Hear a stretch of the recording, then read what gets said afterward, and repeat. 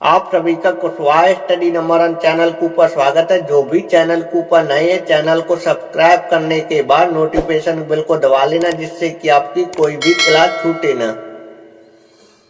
आज की क्लास में हम आपको 2018 के सेट 3 के सवालों को बताएंगे। तो आपको पहले का क नंबर का सवाल देखना है। पहले के क नंबर के सवाल में लिखा है, किसी पूर्णांक के q के लिए प्रत्येक विषम पूर्णांक जिस रूप का होता है। तो देखिए, जो विषम पूर्णांक होता है 2x + 1 और 2x + 3 या 2x + 5 या 2x + 7 या 2x + 9, जो विषम पूर्णांक होता है, विषम पूर्णांक जो है इस रूप का होता है, जहां पे x एक पूर्णांक है। जो विषम पूर्णांक होता है तो विषम पूर्णांक इस रूप का होता है, जहां पे x इसमें जो है x एक पूर्णांक है।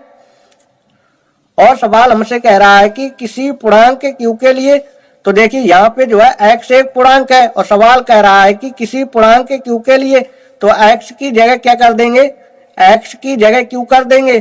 तो देखिए 2q + 1, 2q + 3 या 2q + 5 या 2q + 7 या 2q + 9। यहाँ पे देखिए, यहाँ पे जो है 2q रहेगा। सिर्फ इसमें जो है विषम संख्या जोड़ी जाती है। यदि विषम पूर्णांक यदि पूछा है तो विषम पूर्णांक जो है, विषम पूर्णांक इसमें जो है जोड़ा जाएगा।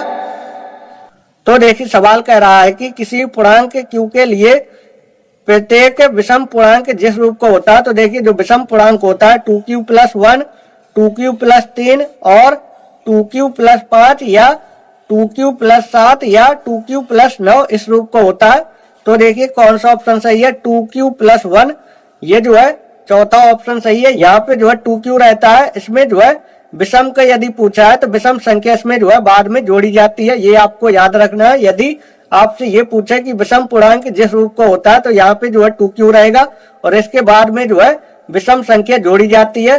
तो जो विषम पूर्णांक होगा, विषम पूर्णांक इस रूप का होगा, ये आपको याद रखना कि जो विषम पूर्णांक होता है, विषम पूर्णांक इस रूप का होता है। अब आपको ख नंबर का सवाल देखना है। ख नंबर के सवाल में sin 75 अंश बटे cos 15 अंश ये दिया गया है। तो देखिए sin 75 अंश को लिख सकते हैं 90 अंश - 15 अंश, ये लिख सकते हैं, बटे cos 15 अंश। तो देखिए sin 90 - थीटा होता है cos थीटा, ये आपको पता होगा। तो थीटा का मान है 15 अंश बटे cos 15 अंश। तो देखिए cos 15 अंश में cos 15 अंश से भाग देंगे तो इसका आंसर जो है 1 आएगा। तो इसका आंसर जो है दूसरा सही है। अब आपको ग नंबर का सवाल देखना है। ग नंबर के सवाल में 2 कितनी बार है, 1 2 जो है 2 बार है। और 3 कितनी बार है, 3 जो है 2 बार है। और 7 कितनी बार है, तो 7 जो है 3 बार है। और 5 जो है 1 बार है। तो देखिए सबसे ज्यादा बार कौन है, सबसे ज्यादा बार जो है 7 है। 7 जो है 3 बार है, तो सबसे ज्यादा बार जो है 7 है। तो इसका बहुलक क्या होगा, इसका बहुलक होगा 7। ये घ नंबर का सवाल आपके पेपर में आएगा नहीं, और अंग नंबर का भी सवाल आपके पेपर में नहीं आएगा, और च नंबर का सवाल भी आपके पेपर में नहीं आएगा। तो आपको दूसरे का क नंबर का सवाल देखना है। दूसरे के क नंबर के सवाल में लिखा है, यदि बिंदुओं 4, K और 4, K और 1, 0 और इन दोनों बिंदुओं की बीच की दूरी दी गई है 5 इकाई। इन दोनों बिंदुओं की बीच की दूरी दी गई है 5 इकाई। इन दोनों बिंदुओं की बीच की दूरी दी गई है 5 इकाई। तो हमें निकालना क्या है, हमें k का मान ज्ञात करना है। हमें जो है k का मान ज्ञात करना है। तो देखिए ये जो है x1 का मान है, और ये जो है y1 का मान है, और ये जो है x2 का मान है, और ये जो है y2 का मान है। तो देखिए दो बिंदुओं की बीच की दूरी का सूत्र लगाएंगे। दो बिंदुओं की बीच की दूरी का ये सूत्र होता है। तो अब देखिए सवाल में दो बिंदुओं की बीच की दूरी दी गई है 5, तो यहाँ पे 5 लिख देंगे बराबर अंडर रूल x1 का मान क्या है 4 है, माइनस x2 का मान क्या है x2 का मान 1 है, इसका स्क्वायर करेंगे प्लस y1 का मान क्या है y1 का मान k है, माइनस y2 का मान क्या है y2 का मान 0 है। अब देखिए 5 जो कहते हो 4 में 1 जाएगा 3 आएगा, 3 का वर्ग करेंगे 3 त्रिका 9 प्लस है k का वर्ग करेंगे k स्क्वायर। अब देखिए दोनों ओर वर्ग कर देंगे, दोनों ओर वर्ग करने पर दोनों ओर वर्ग करने पर तो देखिए 5 का वर्ग कर देंगे और इसका वर्ग कर देंगे 9 प्लस k स्क्वायर इसका वर्ग कर देंगे। तो देखिए 5 का वर्ग होता है 25 बराबर वर्ग से अंडर रूल कैंसिल हो जाएगा। तो देखिए 9 प्लस k स्क्वायर ये आएगा। तो अब देखिए k स्क्वायर 25 हमारा इसी साइड है, 9 को इस साइड ले जाएंगे तो माइनस का 9 हो जाएगा। अब देखिए k स्क्वायर बराबर 25 में 9 जाएगा 16 आएगा। तो देखिए यहाँ से वर्ग हटा देंगे, यहाँ पे अंडर रूल लग जाएगा।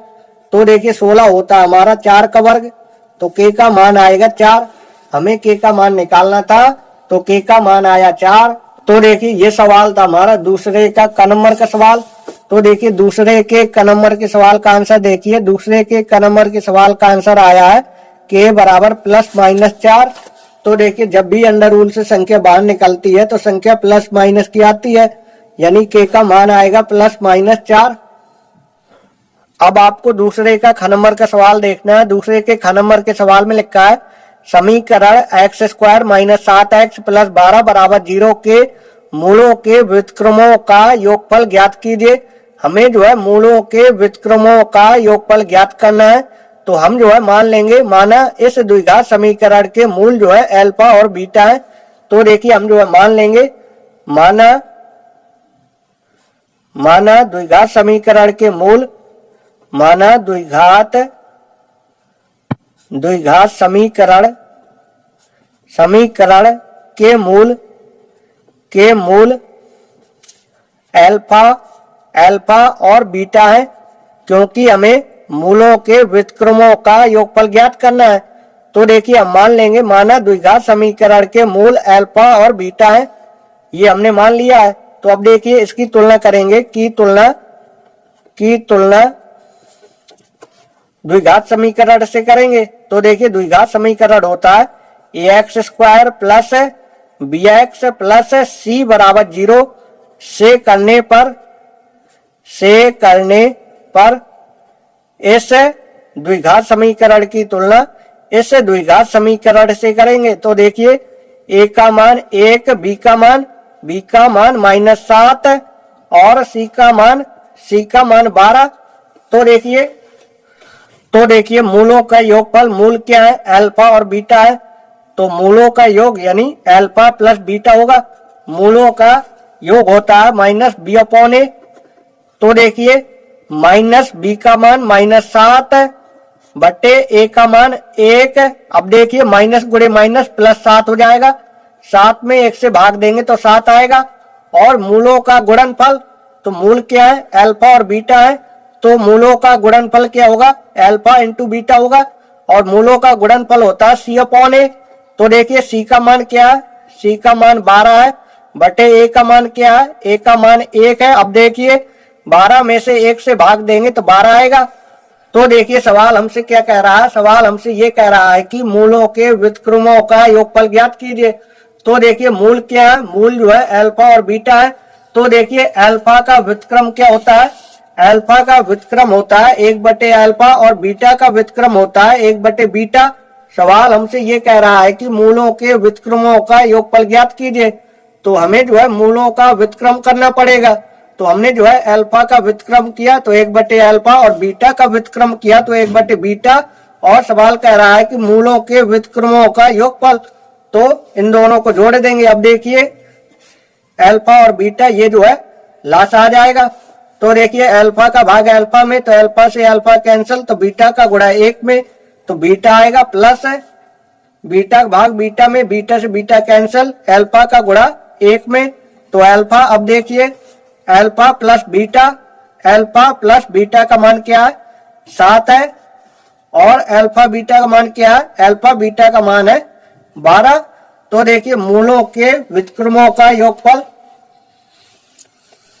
मूलों के व्युत्क्रमों का योगफल क्या आया है, मूलों के व्युत्क्रमों का योगफल आया है 7/12। तो देखिए ये सवाल था हमारा दूसरे का ख नंबर का सवाल। तो देखिए दूसरे के ख नंबर के सवाल का आंसर आया है 7/12, यानी सवाल हमारा सही है। इस सवाल को जो है गुणनखंड करके भी लगा सकते हैं, x² - 7x + 12 = 0। इस सवाल को जो है गुणनखंड करके भी लगा सकते हैं। पहले इसके जो है मूल निकाल लीजिए, मूल निकालने के बाद मूलों का क्या कर देना है, मूलों का व्युत्क्रम कर देना है। मूलों का व्युत्क्रम करने के बाद दोनों को क्या करना है, जोड़ देना है। तो देखिए पहले इसके मूल निकाल लेते हैं। तो देखिए मूल निकालेंगे, पहले इसके गुणनखंड कर लेते हैं। तो देखिए पीछे वाली संख्या प्लस की है, तो इससे जो है एक संख्या घट के गुणा करेंगे। तो देखिए 7 है, 6 से गुणा करेंगे, 6 × 1 और 5 × 2 करेंगे, 4 × 3 करेंगे। तो देखिए 4 × 3 करेंगे तो 12 आ जाएगा, और 4 में से 3 जोड़ देंगे तो 7 आ जाएगा। तो देखिए x² माइनस ये वाली संख्या, पहली संख्या माइनस की लिखी जाएगी, क्योंकि ये वाली संख्या माइनस की है, तो इसमें पहली संख्या ये वाली संख्या माइनस की लिखी जाएगी। और ये दूसरी संख्या देख के लिखना है कि माइनस का लिखें कि प्लस का लिखें, इतना जो है आना चाहिए। तो देखिए दूसरी संख्या हम जो है माइनस की लिखेंगे, क्योंकि दोनों संख्याएं यदि माइनस की होंगी तो संख्याएं क्या होती हैं, जुड़ जाती हैं। तो देखिए ये दोनों संख्याएं जुड़ेंगी तो इतना जो है आ जाएगा। तो -7x को लिख सकते हैं -4x - 3x + 12 = 0। अब देखिए इन दोनों का अलग कॉमा, इन दोनों का अलग कॉमा। तो देखिए इन दोनों में जो है x कॉमा है, हमेशा छोटी घात कॉमा लेते हैं। तो देखिए x की घातें 2, x कॉमा है तो x बचेगा, -x हमारा कॉमा है तो 4 आएगा, -3 कॉमा लेंगे। तो देखिए 3 हमारा कॉमा है तो x आएगा, माइनस का हम कॉमा लिए तो ये प्लस है तो माइनस लिखा जाएगा। 3 का 12 में भाग देंगे, 3 चौको 12 = 0। अब देखिए एक कोष्टक में लिखेंगे x - 4 और एक कोष्टक में लिखेंगे x - 3 = 0। अब देखिए x - 4 = 0 करेंगे तो x = 4 होगा, और x - 3 = 0 करेंगे तो x बराबर क्या होगा, x = 3 होगा। तो देखिए हमने जो है मूल ज्ञात कर लिए। मूल ज्ञात करने के बाद इनका क्या करना है, इनका जो है व्युत्क्रम करना है। तो 4 होता है, 3 का व्युत्क्रम क्या होता है, 1/3 होता है। तो मूलों के व्युत्क्रमों का योगफल 4 × 3 = 4 × 3 = 12, 12 जो है लासा आएगा। तो देखिए 4 का भाग 12 में 3 बार जाएगा, 3 का गुणा 1 में 3 × 3 प्लस 3 का भाग 12 में 4 बार जाएगा, 4 का गुणा 1 में 4 × 4। अब देखिए जोड़ देंगे, 4 और 3 7 होगा, 7/12, यानी मूलों के व्युत्क्रमों का योगफल क्या आएगा, 7/12 आएगा। तो आप जो है इस तरह से भी लगा सकते हैं, और हमने आपको पहली विधि बताई है तो आप जो है उस तरह से भी लगा सकते हैं। आपको जो कायदा अच्छा लगे पेपर में आप उस कायदे से लगाया ना, आपका सवाल गलत नहीं होगा। अब आपको ग नंबर का सवाल देखना है। ग नंबर के सवाल में लिखा है यदि cos A बराबर √3/2, तो हमें tan 2a का मान निकालना है। cos A का मान दिया गया है √3/2, तो हमें tan 2a का मान निकालना है। तो देखिए हम जो है a का मान निकाल लेते हैं। पहले a का मान निकल आएगा तो इसमें रख देंगे तो tan 2a का मान निकल आएगा। तो देखिए हमें जो है a का मान निकालना है। तो देखिए cos A जो कहते हो √3/2, √3/2 cos में जो है 30 अंश का मान होता है, √3/2 cos में जो है cos 30 अंश का मान होता है। तो देखिए cos से cos कैंसिल कर देना है, तो a बराबर आ जाएगा 30 अंश, cos से cos कैंसिल हो जाएगा। ये आपको जो है कैंसिल नहीं करना है, cos से cos कैंसिल, ये आपको मान लेना है कि cos से cos जो है कैंसिल हो गया है। तो a का मान आएगा 30 अंश। तो देखिए a का मान निकल आया, तो tan 2a का मान निकल आएगा। अब देखिए 10 10 2 गुणे a का मान 30 अंश। तो अब देखिए 10 30 गुणे 2 30 दूनी 60। तो 10 60 अंश का मान होता है √3। हमें tan 2a का मान निकालना था, तो tan 2a का मान आया √3। अब आपको दूसरे का घन नंबर का सवाल देखना है। दूसरे के घन नंबर के सवाल में लिखा है यदि 6, 8, 5, 7, x तथा 4 और समांतर माध्य दिया गया है। समांतर माध्य दिया गया है 7, तो हमें निकालना है x का मान। तो देखिए समांतर माध्य का सूत्र क्या होता है? समांतर माध्य का सूत्र होता है कुल पदों का योग। तो देखिए इनको जो है जोड़ देंगे। कुल पदों का योग बटे कुल पदों की संख्या। तो देखिए 1, 2, 3, 4, 5, 6 संख्या क्या है? संख्या जो है 6 है बराबर 7। अब देखिए इसके बटे में 1 लिखेंगे, कैंची गुणा करा लेंगे। 6 4 10, 7 7 14, 14 1 15, 15 और 5 20, 20 और 10 क्या होगा? 30, 30 प्लस x आएगा। 30 प्लस x आएगा। 30 प्लस x का गुणा 1 में करेंगे तो 30 प्लस x होगा बराबर 7 का गुणा 6 में 7 चंग 42 आएगा। अब देखिए x बराबर 42, 30 का पक्षांतर कर देंगे तो माइनस का 30 हो जाएगा। अब देखिए x बराबर 42 में 30 जाएगा, 42 में 30 जाएगा तो 12 आएगा। तो देखिए x का मान आएगा 12। तो देखिए ये सवाल था हमारा दूसरे का घन नंबर का सवाल। तो देखिए दूसरे के घन नंबर के सवाल में x बराबर क्या आया है? x बराबर 12 आया है, यानी हमारा सवाल सही है। अब आपको तीसरे का क नंबर का सवाल देखना है। तीसरे के क नंबर के सवाल में लिखा है 2x² माइनस x प्लस 1/8 बराबर 0। इसको जो है हमें गुणनखंड विधि द्वारा हल करना है। तो देखिए इसके बटे में 1 लिखेंगे, इसके बटे में 1 लिखेंगे। तो देखिए लासा आएगा 8। तो 1 का भाग 8 में देंगे, 8 बार जाएगा। 8 का गुणा 2x² में तो 8 दूनी 16, यानी 16x² आएगा। माइनस 1 का भाग 8 में देंगे, 8 बार जाएगा। 8 का गुणा x में कराएंगे तो 8x प्लस 8 का भाग 8 में 1 बार जाएगा। 1 का गुणा 1 में 1 एकम 1 बराबर 0। अब देखिए इसके बटे में 1 लिखेंगे, कैंची गुणा करा लेंगे। तो देखिए इसका गुणा 1 में कराएंगे तो यही आएगा 16x² माइनस 8x प्लस 1। 8 का गुणा 0 में तो 0 हो जाएगा। अब देखिए जब भी x² का कुछ गुणांक होता है तो हम जो है पीछे वाली संख्या का पहले आगे वाली संख्या में गुणा करते हैं। तो देखिए 1 का गुणा 16 में करेंगे तो 16 आएगा। जब भी x² का यदि गुणांक होता है तो हम जो है पीछे वाली संख्या का आगे वाली संख्या में गुणा करते हैं। तो देखिए 1 का गुणा 16 में करेंगे तो 16 आएगा। तो देखिए पीछे वाली संख्या प्लस की है तो इससे एक संख्या जो है घट के गुणा करेंगे। गुणा करने पर 16 आना चाहिए और जोड़ने या घटाने पर 8 आना चाहिए। तो देखिए 7 गुणे 1 और 6 गुणे 2 करेंगे और 5 गुणे 3 करेंगे और 4 गुणे 4 करेंगे। तो देखिए 4 गुणे 4 करेंगे तो क्या आ जाएगा? 16 आ जाएगा। 4 गुणे 4 करेंगे तो 16 आ जाएगा और 4 में 4 जोड़ देंगे तो 8 आ जाएगा। तो देखिए 16x² ये वाली संख्या माइनस की है तो इसमें पहली संख्या ये वाली संख्या माइनस की लिखेंगे और इसमें जो है x से गुणा है तो 4 में x से गुणा कर देंगे तो 4x हो जाएगा।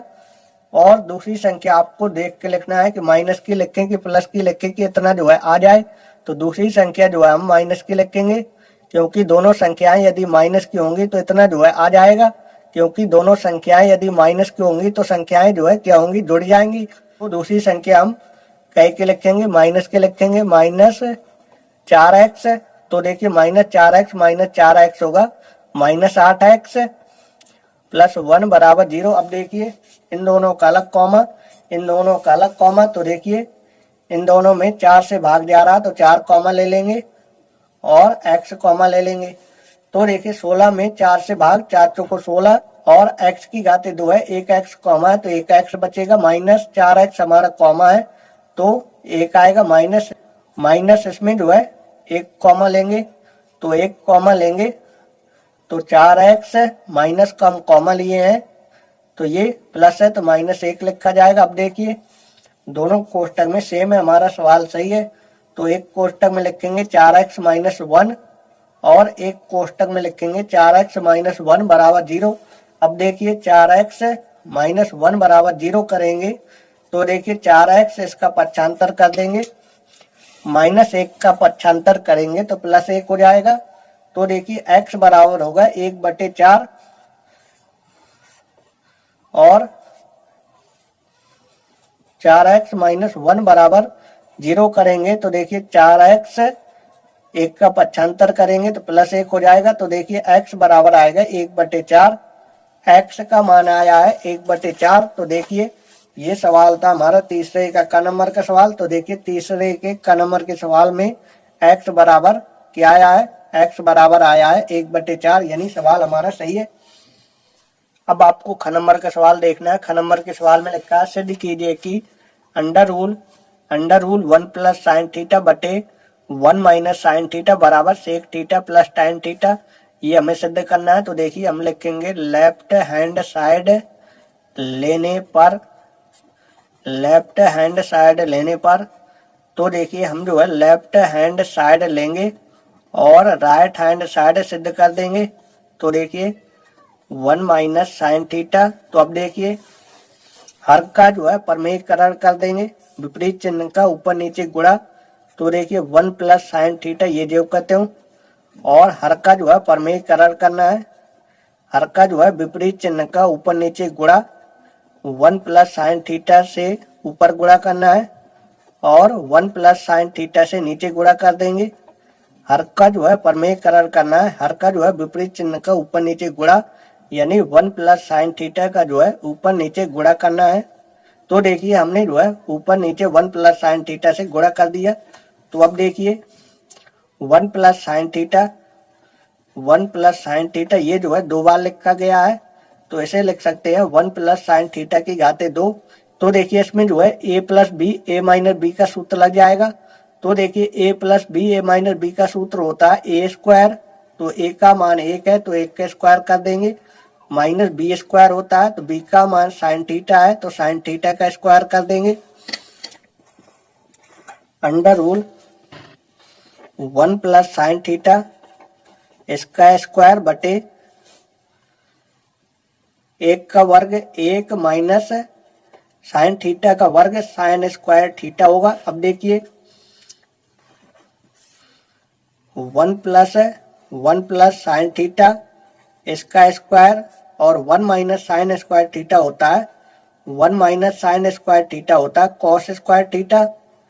ये आप लोगों को पता होगा कि 1 माइनस साइन स्क्वायर थीटा होता है कॉस स्क्वायर थीटा, तो 1 माइनस साइन स्क्वायर थीटा को लिख सकते हैं कॉस स्क्वायर थीटा। तो देखिए इसका वर्ग आ रहा तो इसे जो है बाहर निकाल लेंगे अंडर रूल से, तो 1 प्लस साइन थीटा आएगा और इसका भी स्क्वायर आ रहा तो इसे भी बाहर निकाल लेंगे, कॉस थीटा आएगा। तो देखिए 1 बटे cos theta plus sine theta बटे कॉस थीटा, अलग अलग भागों में जो है डिवाइड कर लेंगे। 1 बटे cos theta plus sine theta बटे कॉस थीटा। तो देखिए 1 बटे कॉस थीटा होता है sec theta plus sine theta बटे कॉस थीटा होता है टाइन थीटा।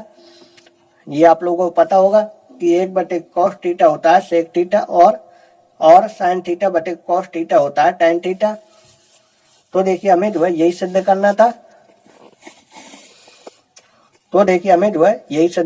तो हमने सिद्ध कर दिया। हमने लेफ्ट हैंड साइड लिया और राइट हैंड साइड सिद्ध हो गया। अब आपको ग नंबर का सवाल देखना है। ग नंबर के सवाल में लिखा है सिद्ध कीजिए कि बेलन के आयतन का 2 गुना बेलन का आयतन बेलन के आयतन का 2 गुना, और सवाल में आगे कह रहा है कि वक्र पृष्ठ वक्रपृष्ठ और आधार की त्रिज्या, आधार की त्रिज्या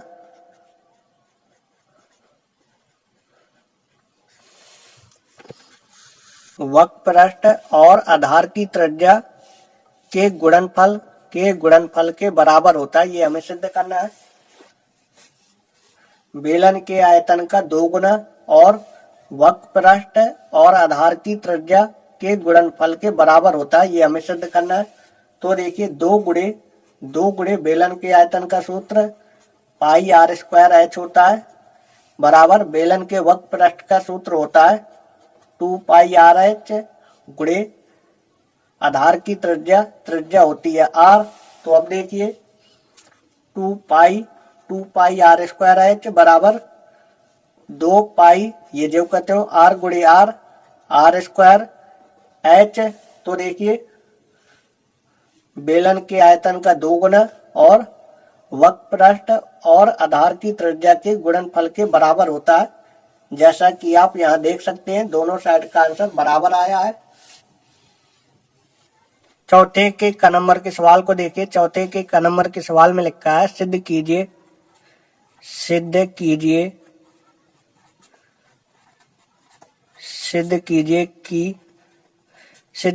कि साइन स्क्वायर 45 अंश माइनस साइन स्क्वायर 30 अंश बराबर 1/4। तो देखिए ये हमें सिद्ध करना है। तो देखिए हम जो है लेफ्ट हैंड साइड लेंगे। तो देखिए लिखेंगे लेफ्ट हैंड साइड लेने पर लेफ्ट हैंड साइड लेंगे और राइट हैंड साइड से हो जाएगा। तो देखिए यहाँ पे लिखेंगे लेफ्ट हैंड साइड, ये लिखेंगे साइन स्क्वायर 45 अंश माइनस साइन स्क्वायर 30 अंश, ये लिखेंगे। तो देखिए साइन 45 अंश का मान होता है 1/√2 होता है। तो देखिए इसका जो है स्क्वायर करेंगे क्योंकि इसमें स्क्वायर लगा है, माइनस साइन 30 अंश का मान होता है 1/2। इसका स्क्वायर करेंगे। अब देखिए 1 का वर्ग करेंगे 1/√2 का वर्ग करेंगे तो 2, माइनस 1 का वर्ग करेंगे 1/2 का वर्ग करेंगे तो 4। अब देखिए इन दोनों से जो है 4 लाश आएगा तो 2 का भाग 4 में देंगे, 2 बार जाएगा। 4 का भाग 4 में देंगे तो 4 एकम 4। तो देखिए 1 का गुणा 1 में करेंगे तो 1 आएगा, 2 में से 1 घटा देंगे 1 आ जाएगा, 1/4 आएगा। तो देखिए हमें जो है 1/4 लाना था, तो हम जो है 1/4 ये जो है ले आए। तो हमने जो है लेफ्ट हैंड साइड लिया और राइट हैंड साइड हमने सिद्ध कर दिया। तो आई होप आपको ये सवाल अच्छे से समझ में आया होगा। अब ख नंबर के सवाल को हल करेंगे। ख नंबर के सवाल में लिखा समीकरण x - 1/x बराबर 3 x बराबर 0 को हल कीजिए। तो देखिए इसके बटे में 1 लिखेंगे, और x जो है लासा ले लेंगे तो 1 का भाग x में देंगे, x बार जाएगा, x का गुणा x में तो x स्क्वायर आएगा, माइनस x का भाग x में देंगे तो 1 बार जाएगा, 1 का गुणा 1 में तो 1 आएगा, बराबर 1 का भाग x में देंगे, x बार जाएगा, x का गुणा 3 में 3x होगा। अब देखिए x स्क्वायर, इसके बाद लिखेंगे माइनस का 3x, इसको जो है इस साइड ले आएंगे तो माइनस का 3x हो जाएगा, -1 बराबर 0। x स्क्वायर, इसको जो है इस साइड ले आए तो इस साइड ये प्लस का है, इस साइड लाएंगे तो माइनस का 3x हो जाएगा, -1 बराबर के इस साइड कुछ नहीं बचा तो बराबर में हमने 0 लिख दिया। तो अब देखिए इसके जो है गुणनखंड होंगे नहीं, तो इसे जो है श्रीधराचार्य विधि के सूत्र से हल करेंगे। तो इसकी तुलना करेंगे की तुलना करेंगे ax square plus bx plus c बराबर 0 से करने पर, इसकी तुलना इससे करने पर तो देखिए a का मान 1, b का मान -3 और c का मान -1। तो देखिए श्रीधराचार्य विधि के सूत्र का यूज करेंगे। तो देखिए x बराबर होता है -b plus minus under root B square minus 4ac बटे 2a। जब हम गुणनखंड करते हैं तो गुणनखंड नहीं होते हैं, तो हम जो है गुणनखंड करने के लिए श्रीधराचार्य विधि के सूत्र का यूज करते हैं। तो अब देखिए x बराबर माइनस बी का मान क्या है, बी का मान -3 है, plus minus under root B square, B का मान क्या है, बी का मान -3 है, तो -3 के स्क्वायर कर देंगे, -4ac। तो 4 गुणे ए का मान क्या है, ए का मान 1 है, गुणे सी का मान क्या है, सी का मान -1 है, बटे 2a। तो देखिए 2 गुणे ए का मान क्या है, ए का मान 1 है। तो अब देखिए x बराबर माइनस गुणे माइनस तो +3 हो जाएगा, प्लस माइनस अंडर रूल -3 का वर्ग क्या होगा, 9 होगा। तो देखिए माइनस गुणे माइनस करेंगे प्लस हो जाएगा, 4 का गुणा 1 में 4 एकम 4 और 4 का गुणा 1 में तो 4 आएगा, माइनस गुणे माइनस प्लस 4 का गुणा 1 में तो 4 एकम 4, 4 का गुणा 1 में 4 एकम 4 तो 4 आएगा, बटे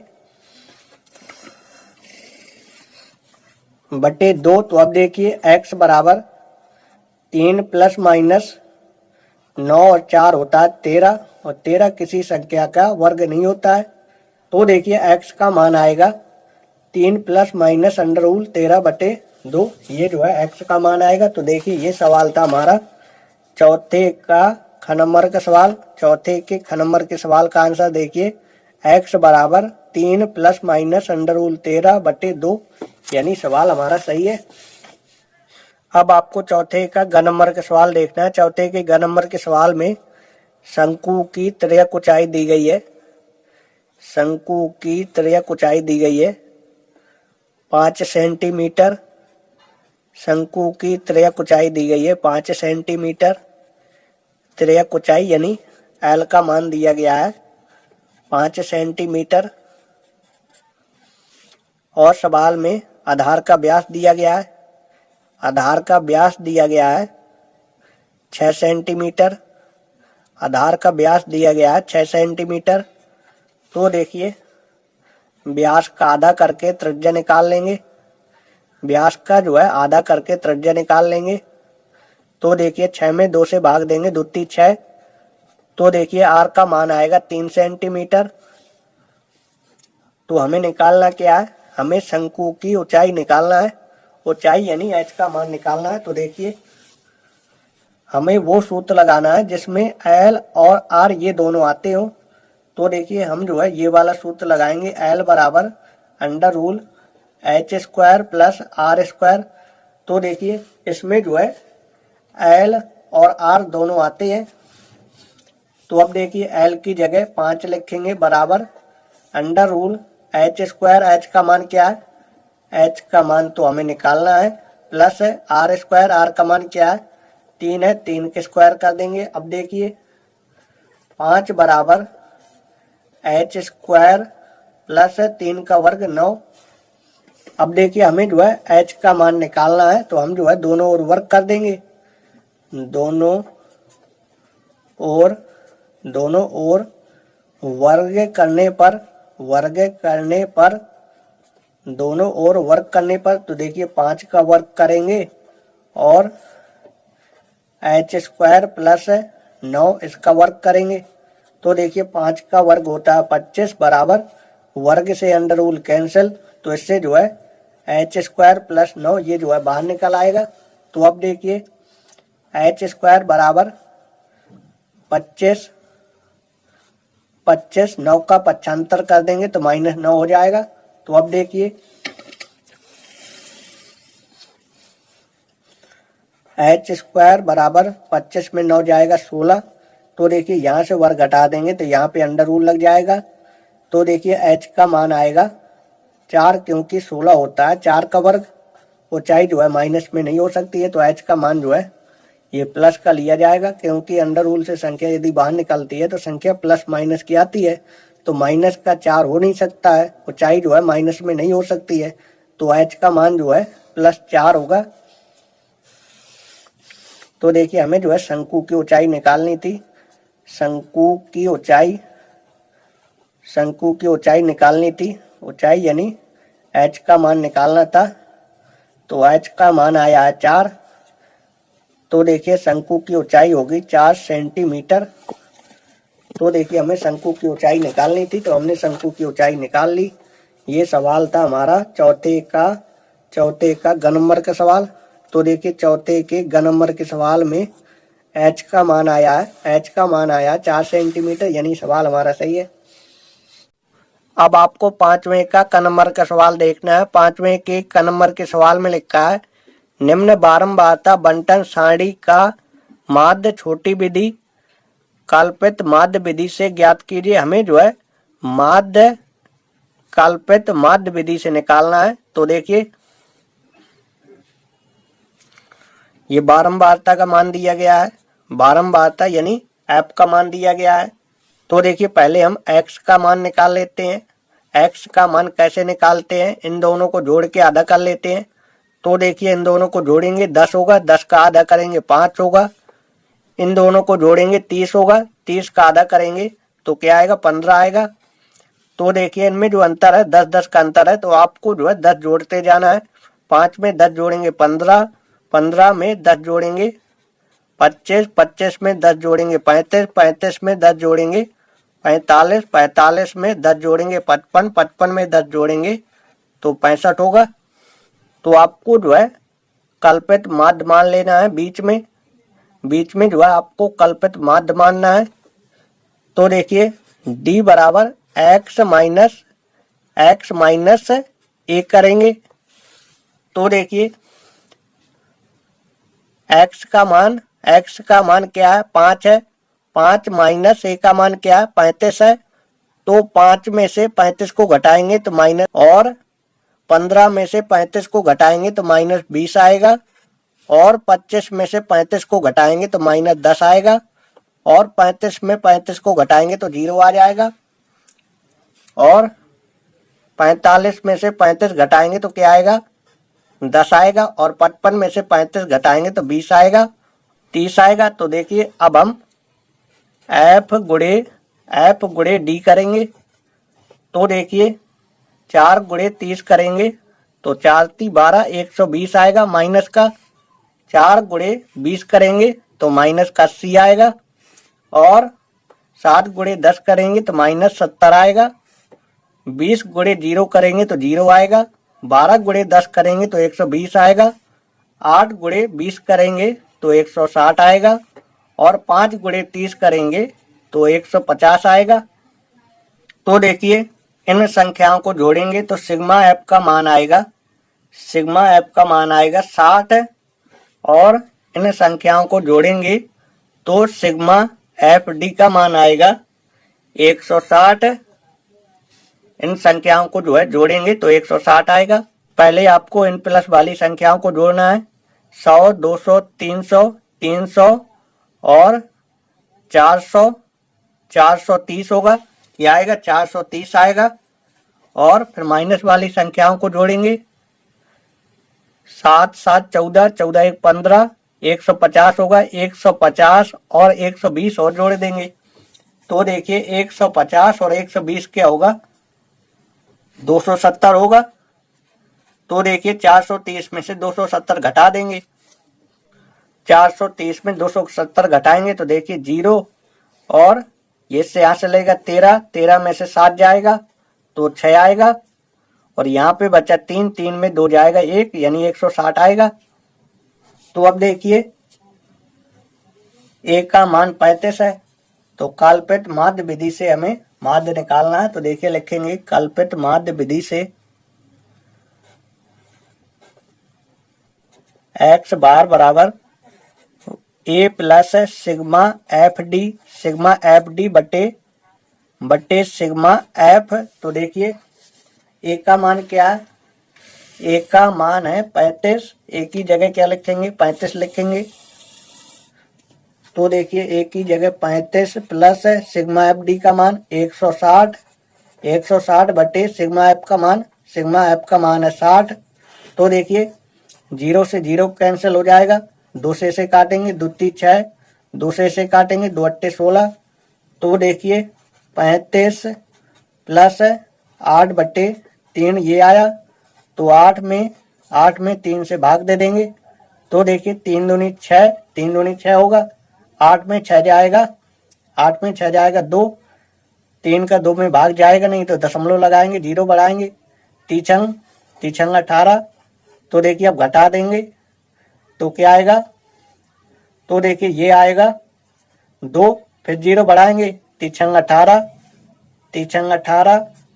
फिर देखिए फिर 2 आएगा, फिर 0 बढ़ाएंगे, तीछंग 18, फिर 2 आएगा, फिर 0 बढ़ाएंगे। तो आपको जो है दशमलव के बाद 3 अंक तक भाग देना होता है।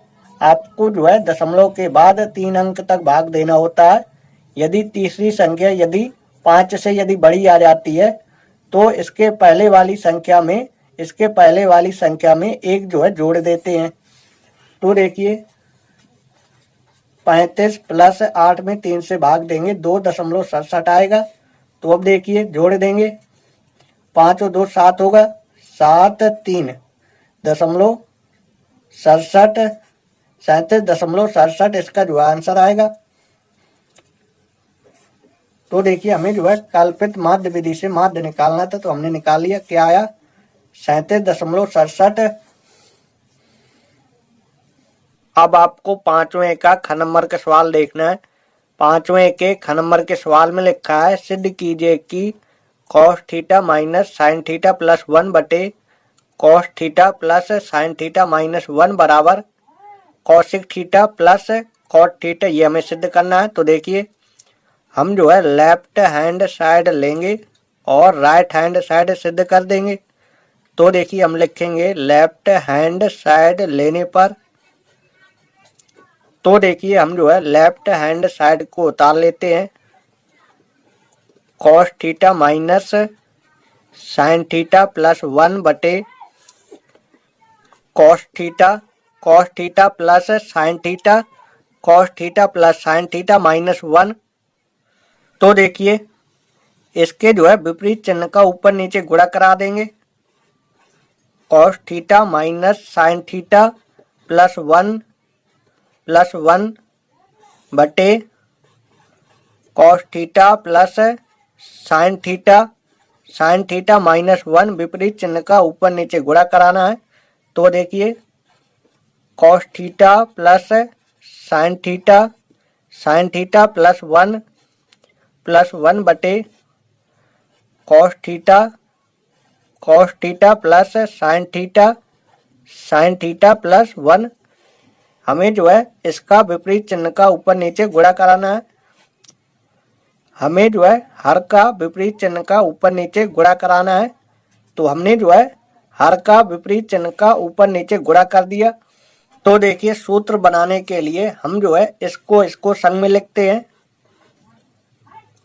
cos theta plus 1 minus sine theta बटे cos theta plus sine theta minus 1 गुणे cos theta plus 1 plus sine theta. सूत्र बनाने के लिए हमने जो है cos थीटा प्लस 1 इसको संग में लिख दिया, प्लस साइन थीटा बटे cos theta plus sine theta plus 1। तो देखिए ए का मान सेम है और बी का मान सेम है। तो देखिए ए plus B A minus B का सूत्र लगेगा। तो देखिए ए plus B A minus B का सूत्र क्या होता है, ए plus B A minus B का सूत्र होता है ए स्क्वायर। तो ए का मान cos थीटा प्लस 1 है। तो देखिए cos थीटा प्लस 1 का स्क्वायर करेंगे, माइनस बी स्क्वायर होता है। तो बी का मान साइन थीटा है तो साइन थीटा के स्क्वायर करेंगे। अब देखिए नीचे भी ए प्लस बी और ए माइनस बी का सूत्र लगेगा। तो देखिए ए plus B A minus B का सूत्र होता है ए स्क्वायर। तो देखिए ए का मान है cos theta plus sine theta, a का मान है cos theta plus sine theta, तो इसका स्क्वायर करेंगे, माइनस बी स्क्वायर होता है तो बी का मान 1 है तो 1 के स्क्वायर करेंगे। अब देखिए इसमें जो है a प्लस बी की घाते 2 का सूत्र लगेगा। तो देखिए a प्लस बी की घाते 2 का सूत्र होता है a स्क्वायर, तो a का मान है कॉस थीटा, तो कॉस थीटा का वर्ग करेंगे तो कॉस स्क्वायर थीटा आएगा, प्लस बी स्क्वायर होता है b का मान 1 है तो 1 का वर्ग करेंगे तो 1 आएगा, प्लस 2ab होता है। तो देखिए 2 गुणे कॉस थीटा गुणे 1 करेंगे तो क्या आएगा 2 कॉस थीटा आएगा, 2 कॉस थीटा आएगा, माइनस साइन थीटा का वर्ग करेंगे तो साइन स्क्वायर थीटा आएगा, बटे इसमें जो है a प्लस बी की घाते 2 का सूत्र लगेगा। तो देखिए a का मान है कॉस थीटा, तो कॉस थीटा का वर्ग करेंगे तो कॉस स्क्वायर थीटा होगा, प्लस बी स्क्वायर होता है, बी का मान साइन थीटा तो साइन थीटा का वर्ग करेंगे तो साइन स्क्वायर थीटा होगा, प्लस 2ab होता है। तो देखिए 2 गुणे कॉस थीटा गुणे साइन थीटा करेंगे तो क्या आएगा 2 cos theta into sine theta ये आएगा, माइनस 1 का वर्ग करेंगे तो 1 आएगा। तो अब देखिए बराबर cos square theta plus 1 plus 2 cos theta minus sine square theta को लिख सकते हैं 1 minus cos square theta, sine square theta को लिख सकते हैं 1 माइनस कॉस स्क्वायर थीटा बटे sine square theta plus cos square theta 1 होता है, 1 plus 2 cos theta into sine theta minus 1। तो देखिए ये प्लस ये माइनस कैंसिल हो जाएगा। तो देखिए ऊपर cos square theta plus 1 plus 2 cos theta minus के चिन्ह का अंदर गुणा कर देंगे तो प्लस का 1 है तो माइनस 1 हो जाएगा, ये माइनस का कॉस स्क्वायर थीटा ये प्लस का हो जाएगा, बटे नीचे बचा 2 कॉस थीटा और साइन थीटा ये बचा। तो अब देखिए ये प्लस ये माइनस कैंसिल हो जाएगा, कॉस स्क्वायर थीटा क्या होगा 2 कॉस स्क्वायर थीटा होगा, इसको जोड़ेंगे 2 कॉस स्क्वायर थीटा होगा प्लस 2 कॉस थीटा बटे 2 cos theta into sine theta. तो अब देखिए ऊपर से जो है 2 कॉस थीटा ये जो है कॉमा है तो 2 कॉस थीटा कॉमा ले लेंगे। तो देखिए 2 हमारा कॉमा है, कॉस स्क्वायर थीटा कॉमा है तो कॉस थीटा बचेगा, प्लस 2 कॉस थीटा ये कॉमा है तो 1 आएगा बटे 2 cos theta into sine theta. तो देखिए 2 से 2 कैंसिल और कॉस थीटा से cos theta cancel, cos theta बटे साइन थीटा लिख सकते हैं, प्लस 1 बटे साइन थीटा ये लिख सकते हैं। तो देखिए कॉस थीटा बटे साइन थीटा होता है कॉट थीटा होता है, प्लस 1 बटे साइन थीटा होता है कॉसिक थीटा होता है। तो देखिए सिद्ध करने में कॉसिक थीटा ये पहले है और कॉट थीटा ये बाद में है। तो देखिए हमें जो है यही सिद्ध करना था, cosec theta plus cot theta, तो हमने सिद्ध कर दिया। हमने लेफ्ट हैंड साइड लिया और हमने राइट हैंड साइड सिद्ध कर दिया। तो आई होप आपको ये सवाल अच्छे से समझ में आया होगा। अब आपको ग नंबर का सवाल देखना है। ग नंबर के सवाल में लिखा है निम्नलिखित बारंबारता बंटन से माध्यिका ज्ञात कीजिए। हमें जो है माध्यिका ज्ञात करना। तो देखिए जब भी हमें माध्यिका ज्ञात करना होता है तो हम जो है बारंबारता से पहले संचयी बारंबारता निकालते हैं, संचयी बारंबारता। तो देखिए संचयी बारंबारता तो देखिए संचयी बारंबारता कैसे निकालते हैं। पहली संख्या ये ज्यों त्यों रहती है, फिर जो है 2 में से 4 जोड़ देंगे, 2 में 4 जोड़ेंगे तो क्या होगा 6 होगा, और 6 में 7 जोड़ेंगे तो 13 होगा, 13 में 3 जोड़ेंगे तो 16 होगा, 16 में 2 जोड़ेंगे 18 होगा। तो देखिए जो n का मान आएगा, बारंबारताओं की संख्याओं का जो योगफल आएगा तो ये जो है 18 आएगा। तो देखिए अब जो है n/2 करेंगे तो n का मान है 18, 18/2 भाग दे देंगे तो 9 आ जाएगा। तो देखिए 9 जो है 13 के अंदर आएगा, 9 जो है 13 से पहले आता है तो 9 जो है 13 के अंदर आएगा। तो देखिए ये 20 जो है ये L का मान है, निम्न सीमा है, और ये 7 जो है ये F का मान है, F का मान 7 है, और इसके ऊपर जो ये 6 लिखा है ये जो है CF का मान है, CF यानी संचयी बारंबारता का मान है, और H का मान और लगेगा। तो देखिए इनमें जो अंतर है 10-10 का अंतर है, तो H का मान होगा 10। तो देखिए हमें जो है माध्यिका निकालना है, तो हम जो है माध्यिका का सूत्र लगाएंगे। तो देखिए माध्यिका का सूत्र होता है L plus n/2 minus CF बटे F गुणे H ये होता है। तो देखिए L का मान क्या है, L का मान है 20, तो 20 लिख देंगे, प्लस n/2 का मान है 9 लिख देंगे, नस CF का मान क्या है 6 लिख देंगे, F का मान क्या है, F का मान 7 है, गुणे H का मान क्या है, H का मान 10 है।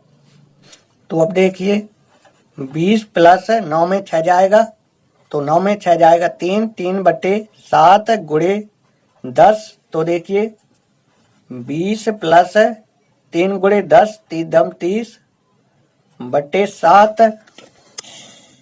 तो अब देखिए 30 में जो है 7 से भाग दे देंगे, 7 चौको 28, 7 चौको 28 घटा देंगे 2 आएगा, 2 में 7 से भाग जाएगा नहीं तो दशमलव लगाएंगे, 0 बढ़ाएंगे, 7 दूनी 14, 7 दूनी 14, 7 इकाई ज्यादा हो जाएगा, 7 दूनी 14। अब देखिए घटाएंगे तो देखिए 20 में 14 जाएगा तो 6 आएगा। तो देखिए फिर 0 बढ़ाएंगे, 7 7 49, 7 8 56, 7 8 56।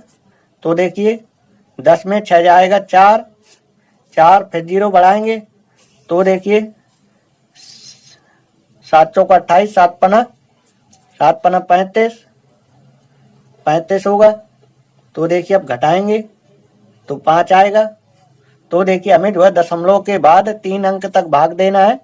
यदि तीसरी संख्या यदि 5 से यदि बड़ी आ जाती है तो इसमें जो है 1 जोड़ देते हैं, या तो 5 ही आ जाए तब भी हम इसमें जो है 1 जोड़ देंगे। तो देखिए 20 प्लस इसमें इसको भाग देंगे तो क्या आएगा 4.29 ये आएगा। तो देखिए इनको जो है जोड़ देंगे, 20 और 4 क्या होगा, 20 4 होगा 24.29 और लगभग लिख देंगे, लगभग इतना जो है आंसर आएगा। इसमें जो है ये वाली संख्या जो है 5 से बड़ी है, इसमें 1 जोड़ सकते हैं, 24.3 भी आंसर आ सकता है। अब आपको छठवें का क नंबर का सवाल देखना है। छठवें के क नंबर के सवाल में लिखा है किसी त्रिभुज की एक भुजा के समांतर खींची गई एक रेखा त्रिभुज की अन्य 2 भुजाओं को समानुपात में विभाजित करती है, तो सिद्ध कीजिए। तो देखिए किसी त्रिभुज की एक भुजा, तो देखिए हमने जो है ABC ये जो है त्रिभुज बना लिया, और सवाल में कह रहा है कि किसी त्रिभुज की एक भुजा के समांतर, त्रिभुज की एक भुजा के समांतर या तो इस भुजा के समांतर रेखा खींच सकते हैं, या तो इस भुजा के समांतर रेखा खींच सकते हैं, या तो इस भुजा के समांतर रेखा खींच सकते हैं। तो हम जो है इस भुजा के समांतर एक रेखा खींच देते हैं। तो देखिए हम जो है त्रिभुज एबीसी में ए बी और AC पर ये D और E इस प्रकार लेते हैं कि AB और AC पर D और E जो है इस प्रकार लेते हैं कि BC समांतर DE। तो देखिए यहाँ पे जो है लिख लेंगे सवाल में, ये जो है सवाल में ये दिया है तो लिख लेंगे ज्ञात है त्रिभुज ABC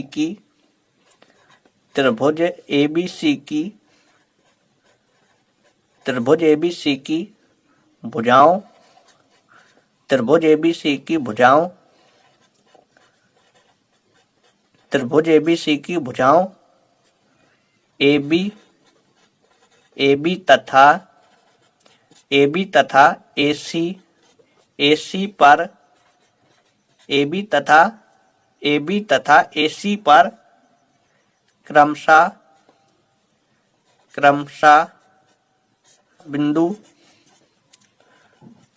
बिंदु D तथा E इस प्रकार हैं। D तथा E इस प्रकार हैं।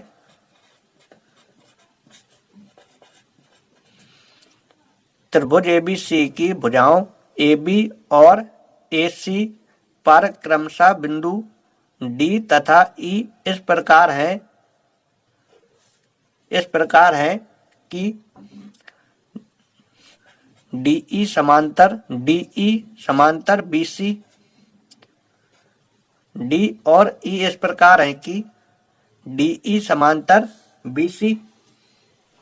तो देखिए हमें सिद्ध क्या करना है, हमें यह सिद्ध करना है कि त्रिभुज की अन्य दो भुजाओं को समान पात में विभाजित करती हैं।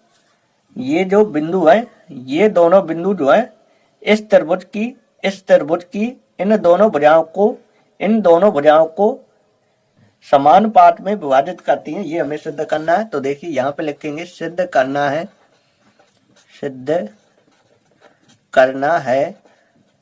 सिद्ध क्या करना है, हमें ये सिद्ध करना है AD बटे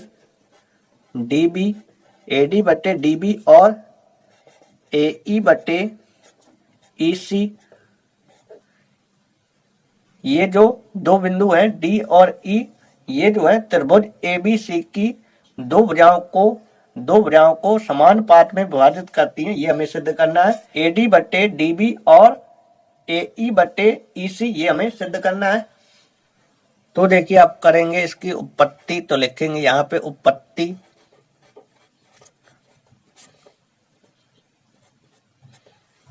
तो हम जो है ABC और ADE लेंगे। हम जो है त्रिभुज ABC और त्रिभुज ADE लेंगे। तो देखिए लिखेंगे त्रिभुज ABC और त्रिभुज ADE में BC समांतर DE, ये जो है इसके समांतर है। तो देखिए जब ये दोनों रेखाएं समांतर हैं तो इनके जो है संगत कोण भी बराबर होंगे। तो देखिए लिखेंगे कोण ADE कोण ADE, ये वाला कोण जो है ABC,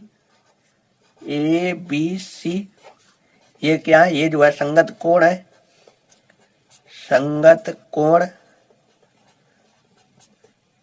संगत कोण बराबर होते हैं।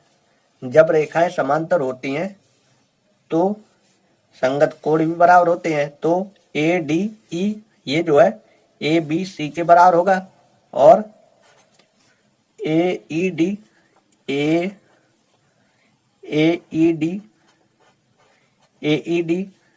कोण किसके बराबर होगा, ACB के। ये क्या है, ये जो है संगत कोण है। संगत कोण बराबर होते हैं। और कोण A जो है दोनों में उभयनिष्ठ है। कोण A बराबर कोण A, ये जो है दोनों त्रिभुजों में उभयनिष्ठ है। तो कोण A जो है कोण A के बराबर होगा, कारण ये जो है उभयनिष्ठ है। उभयनिष्ठ उभयनिष्ठ है। तो देखिए लिखेंगे समरूप समरूप त्रिभुजों के समरूप त्रिभुजों के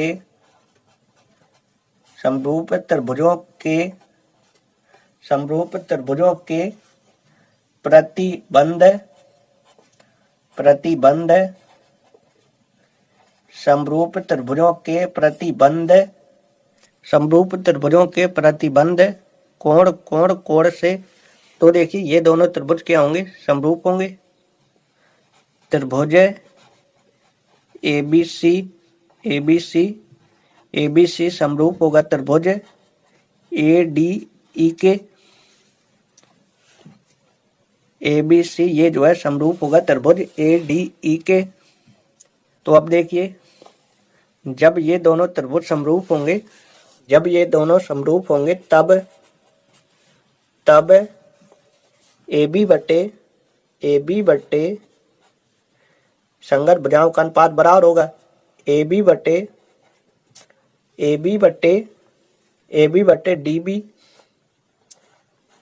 DB बराबर AC बटे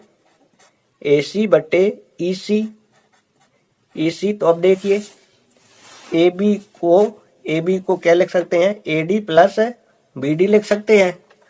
तो देखिए लिख देंगे AD प्लस BD बटे BD या DB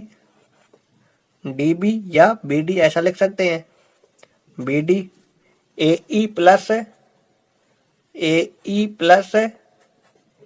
EC बटे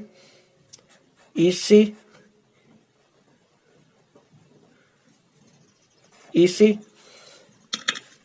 तो अब देखिए AD बटे BD दोनों के बटे में BD है, तो AD बटे BD प्लस BD बटे BD बराबर AE बटे EC प्लस EC बटे EC। तो देखिए AD बटे BD भाग BD में तो एक आएगा बराबर AE बटे EC में EC से भाग तो एक आएगा। तो अब देखिए एक से एक कैंसिल हो जाएगा। तो देखिए AD बटे BD बराबर EC ये आएगा। तो देखिए हमें जो है यही सिद्ध करना था, AD बटे BD और AE बटे EC। अब आपको छठवें का ख नंबर का सवाल देखना है। छठवें के ख नंबर के सवाल में लिखा है यदि बिंदु 5,1 और -2, -3 तथा 8,2m संरेखीय बिंदु हो। तो देखिए जब दिए गए बिंदु संरेख होते हैं तो त्रिभुज का क्षेत्रफल 0 होता है। तो देखिए यहाँ पे लिख देंगे चूंकि दिए गए बिंदु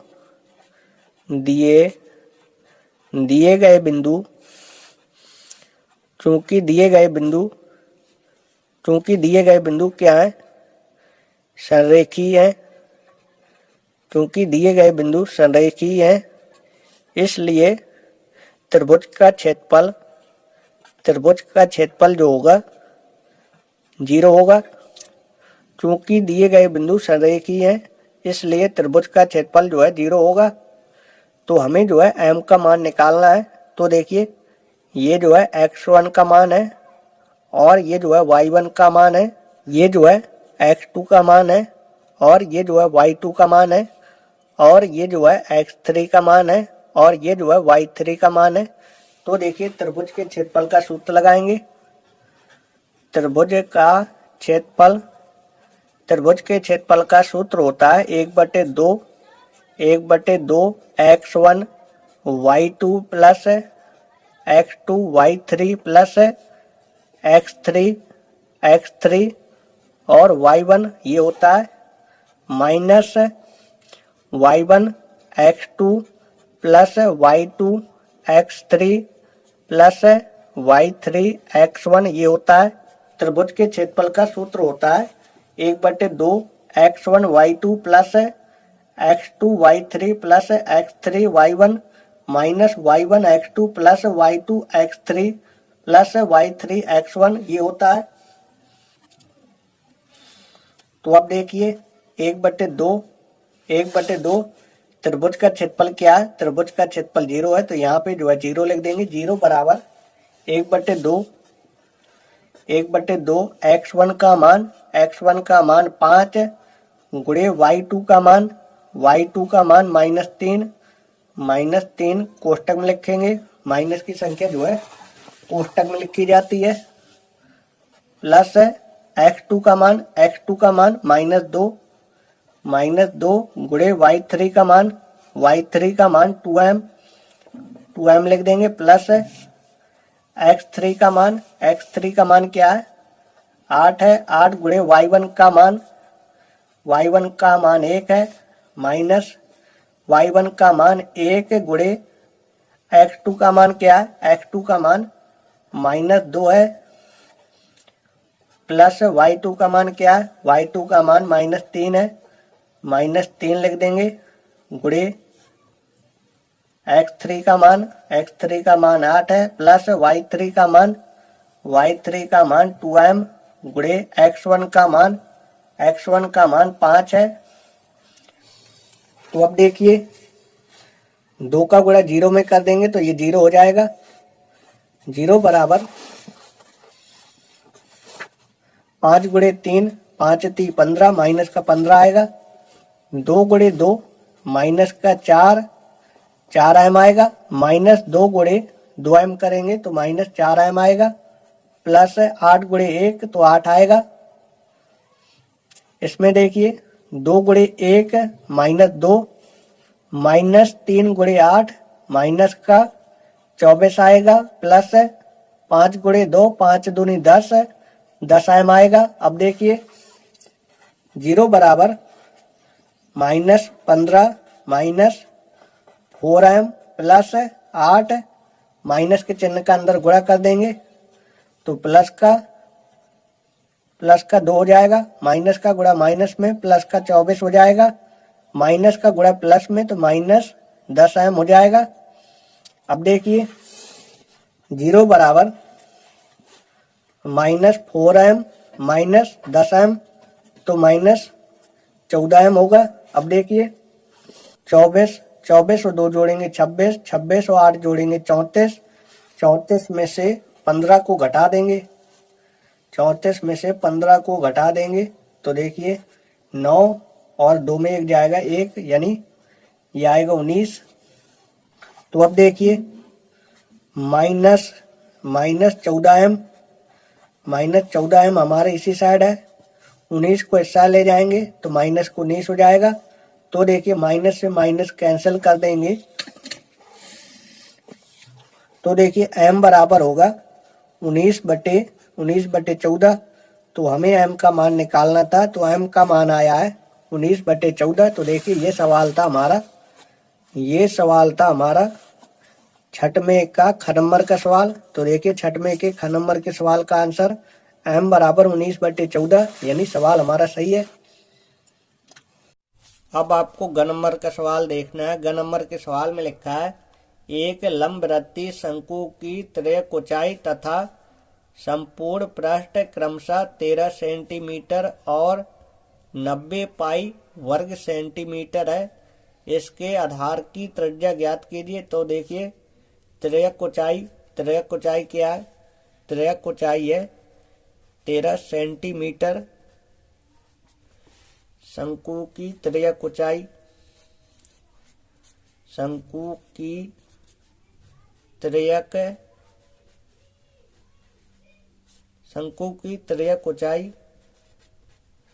तिर्यक ऊंचाई को L से लिखते हैं। L का मान है 13 सेंटीमीटर। शंकु की तिर्यक ऊंचाई है 13 सेंटीमीटर और शंकु का संपूर्ण पृष्ठ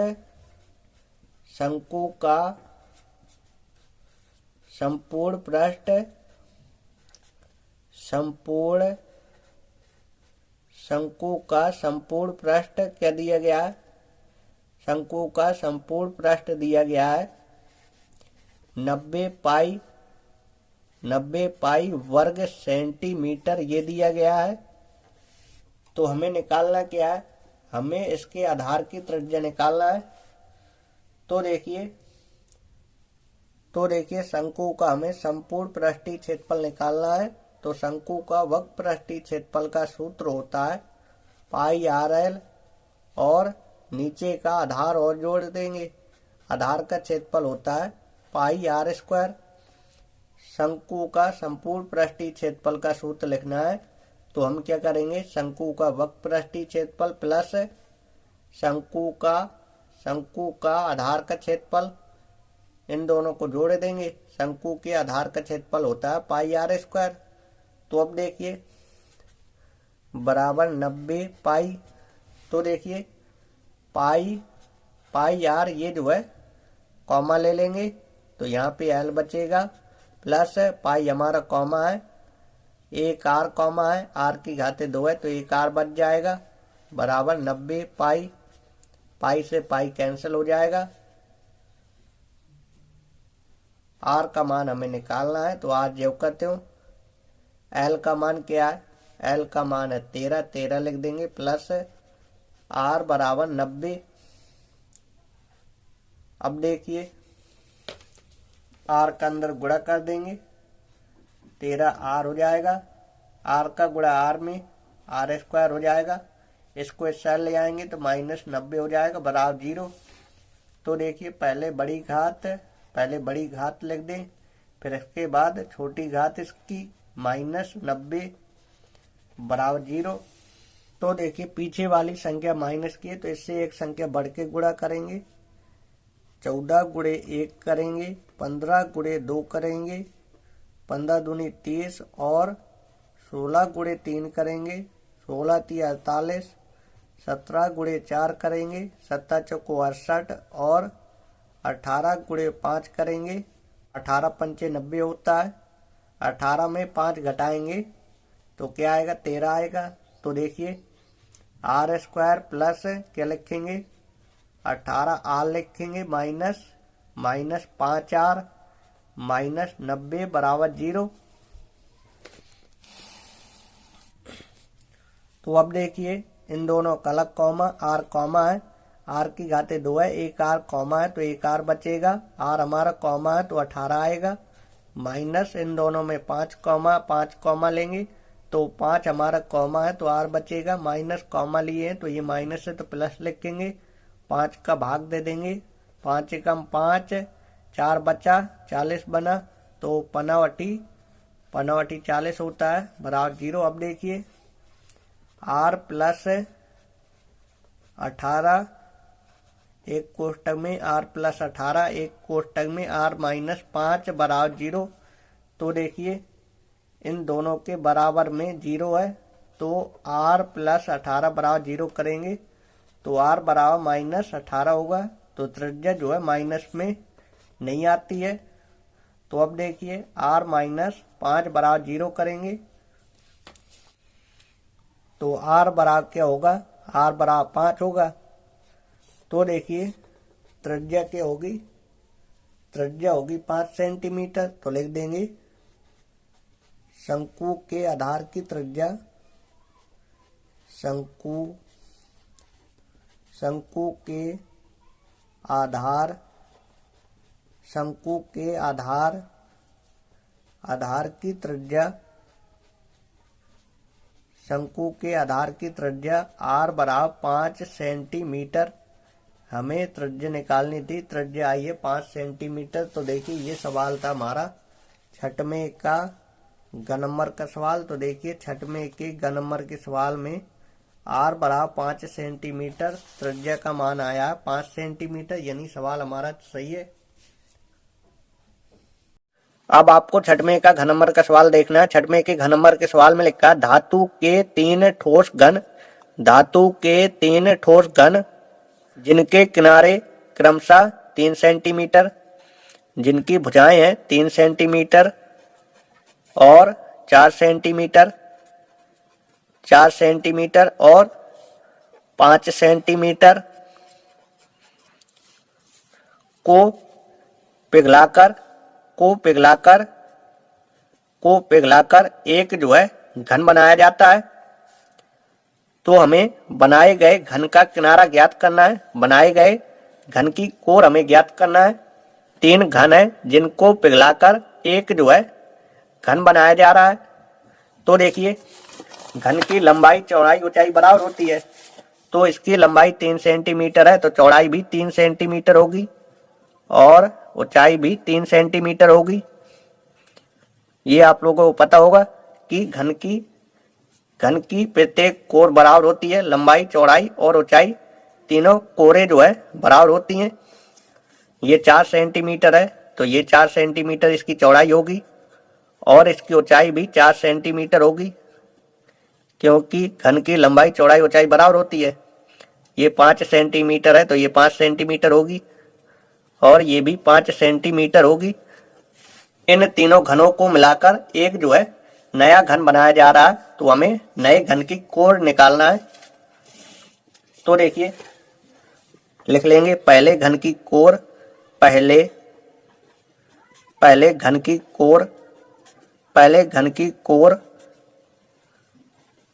की कोर A1 का मान 3 सेंटीमीटर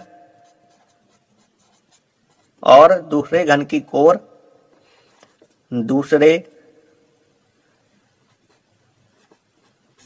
दूसरे घन की कोर को A2 का मान 4 सेंटीमीटर और तीसरे घन की कोर A3, तीसरे घन की कोर 5 सेंटीमीटर और हमें नए घन की कोर ज्ञात करना है। इन तीनों को मिलाकर ये जो नया घन बनाया जा रहा है, हमें नए घन की कोर निकालना है। तो देखिए नए घन की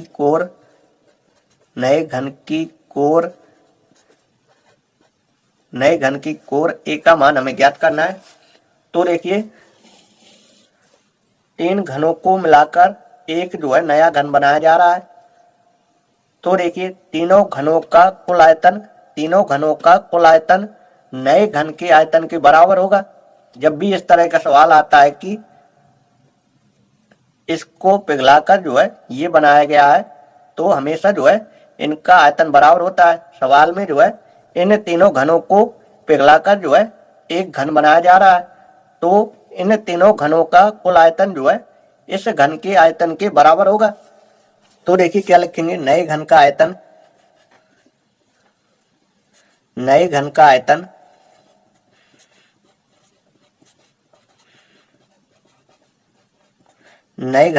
बराबर पहले घन का आयतन। हम जो है तीनों घनों के आयतन को जोड़ देंगे। पहले घन का आयतन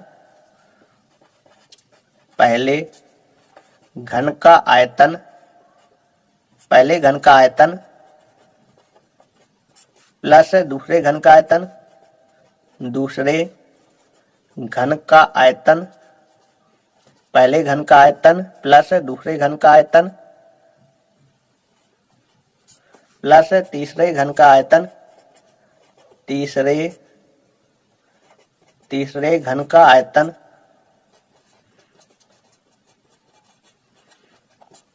नए घन का आयतन। नया घन जो है इन तीनों घनों को मिलाकर बनाया गया है, तो नए घन का आयतन इन तीनों घनों के आयतनों के कुल योग के बराबर होगा। तो देखिए घन के आयतन का सूत्र 1/3।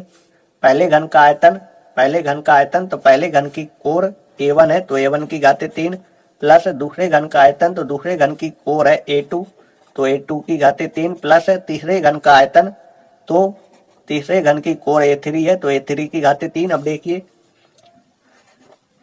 AQ, ये हमें A का मान निकालना है। A1/3 तो A1 का मान 3 का क्यूब करेंगे प्लस A2/3, A2 का मान 4 तो 4 का घन करेंगे प्लस a3 की घाते 3, तो a3 का मान 5, तो 5 का घन करेंगे। अब देखिए a की घाते 3, 3 का घन क्या होता है 27, 3 3 9, 9 3 27, 4 का घन क्या होता है 4 चौक 16 चौको 64, ये होता है 4 चौक 16, 16 चौको 64, प्लस 5 का घन होता है 55 25 पंचे 125। अब देखिए a की घाते 3 जोड़ देंगे, 7 और 4, 7 4 11, 11 और 5, 11 5 16, 2 6 8, 8 2 10, 10 1 11, 11 1 1 2, 216 आएगा। तो अब देखिए यहाँ से जो है क्यूब हटा देंगे तो यहाँ पे जो है क्यूब लग जाएगा 216। तो देखिए 216 को लिख सकते हैं 6 गुणे 6, 6 6 36, 36 छक्का 216। तो देखिए 3 संख्या में से एक संख्या बाहर निकलेगी क्योंकि क्यूब लगा है, तो ए का मान आएगा 6 सेंटीमीटर। नए घन की कोर क्या थी ए थी, ए का मान हमें निकालना था, तो ए का मान आया है 6 सेंटीमीटर। तो देखिए नए घन की कोर नए घन की कोर ए का मान आया है 6 सेंटीमीटर, और हमें नए घन की कोर निकालनी थी, तो नई घन की कोर आई है 6 सेंटीमीटर। तो देखिए ये सवाल था हमारा छठवें का घन नंबर का सवाल। तो देखिए छठवें के घन नंबर के सवाल का आंसर आया है 6 सेंटीमीटर, यानी सवाल हमारा सही है। तो आई होप आपको ये सवाल अच्छे से समझ में आ गया होगा। अब आपको 7वें का क नंबर का सवाल देखना है। 7वें के क नंबर के सवाल में लिखा है हल कीजिए 1/x-3 माइनस 1/x + 5 बराबर 1/6। तो देखिए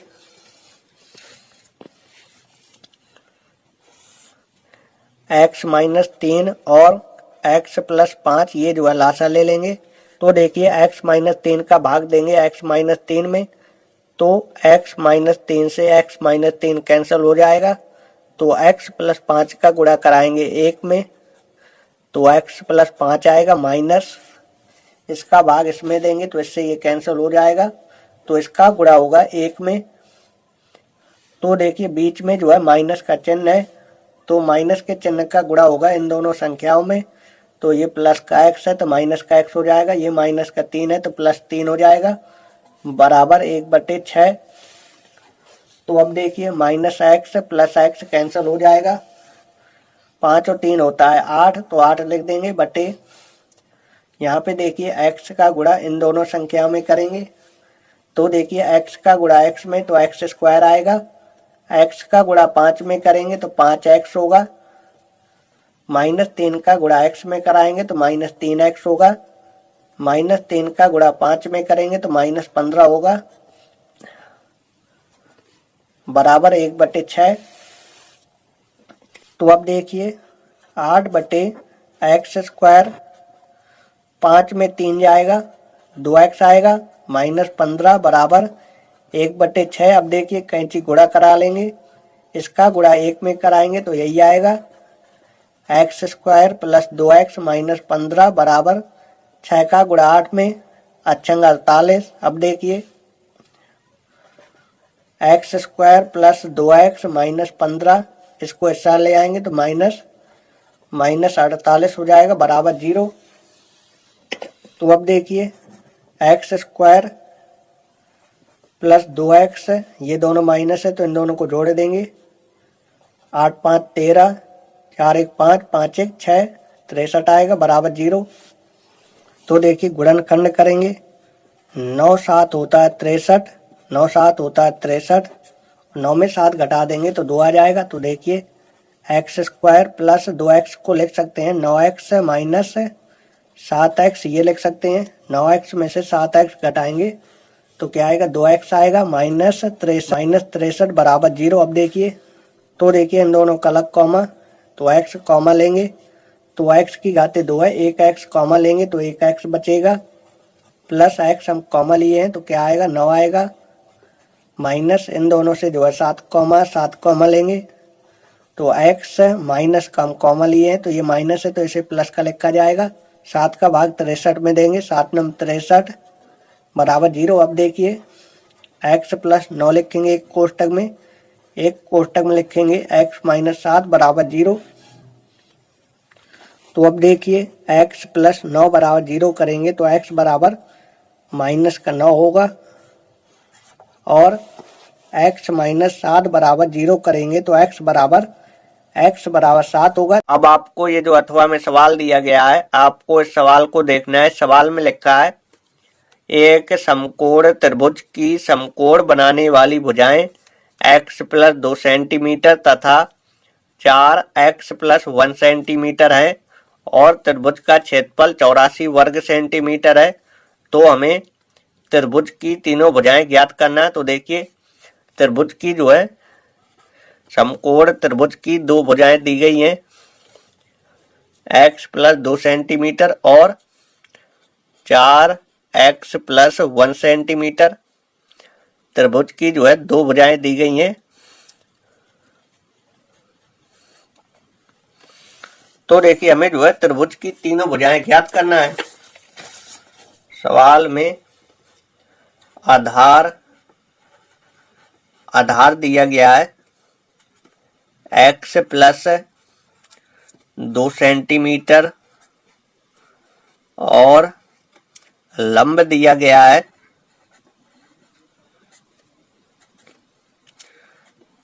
4x प्लस 1 सेंटीमीटर, और सवाल में त्रिभुज का क्षेत्रफल दिया गया है।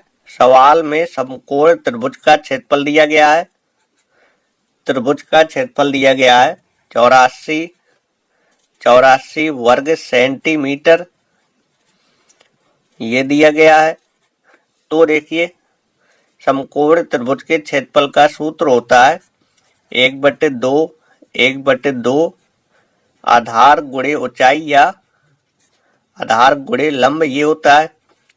समकोण त्रिभुज का क्षेत्रफल होता है 1/2 आधार गुणे ऊंचाई या आधार गुणे लंब बराबर 84। अब देखिए 1/2 गुणे आधार का मान x प्लस 2 गुणे लंब का मान, लंब का मान है 4x प्लस 1 बराबर 84। अब देखिए इसके बट्टे में 1 लिखेंगे, कैंची गुणा करा लेंगे, 2 का गुणा 8 में करेंगे और इसका गुणा 1 में करेंगे तो यही आएगा x प्लस 2 गुणे 4 का जो है अंदर गुणा कर देंगे, 4 का अंदर गुणा करेंगे तो 4x प्लस 4 का गुणा 1 में तो 4 हो जाएगा बराबर 2 का गुणा 84 में करेंगे तो देखिए 4 दूनी 8 और 8 दूनी 16 तो 168 आएगा। तो देखिए x का गुणा इन दोनों संख्याओं में करेंगे तो x का गुणा 4x में तो 4x स्क्वायर आएगा, प्लस x का गुणा 4 में तो 4x आएगा, प्लस 2 का गुणा 4 में तो क्या होगा 2 चौको 8 8x आएगा, प्लस 2 का गुणा 4 में 2 चौको 8 बराबर 168। अब देखिए 4x स्क्वायर प्लस 8 और 4 होता 12x प्लस 8 इसको हिस्सा ले आएंगे माइनस 168 हो जाएगा और बराबर में कुछ नहीं बचेगा तो 0 लिख देंगे।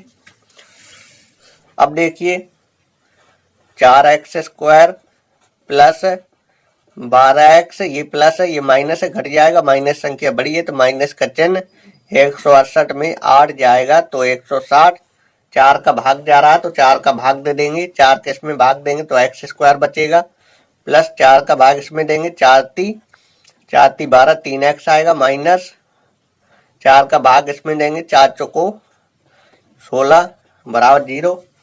तो देखिए पीछे वाली संख्या माइनस की है तो इससे एक संख्या बढ़ के गुणा करेंगे, 4 गुणे 1 5 गुणे 2 और 6 गुणे 3 7 गुणे 4 और 8 गुणे 5। तो देखिए 8 गुणे 5 करेंगे तो 40 आ जाएगा, 8 में से 5 घटा देंगे तो 3 आ जाएगा। तो देखिए x स्क्वायर ये वाली संख्या प्लस की है तो इसमें पहली संख्या ये प्लस की लिखेंगे, प्लस 8x और दूसरी संख्या दूसरी संख्या आपको देख के लिखना है कि प्लस की लिखें कि माइनस की लिखें कि इतना जो है आ जाए। तो देखिए ये संख्या प्लस की है, ये संख्या माइनस की लिखेंगे क्योंकि एक संख्या प्लस की होगी एक संख्या माइनस की होगी तो घट जाएगा, इतना जो है आ जाएगा। तो ये प्लस ये माइनस, -40 बराबर 0। अब देखिए इन दोनों का अलग कॉमा, इन दोनों का अलग कॉमा, तो इन दोनों में x कॉमा ले लेंगे। x की घाते 2 है, एक x कॉमा एक x बचेगा, x कॉमा क्या बचेगा 8 बचेगा। -5 कॉमा लेंगे तो x माइनस कम कॉमा लिए तो ये माइनस प्लस लिखा जाएगा।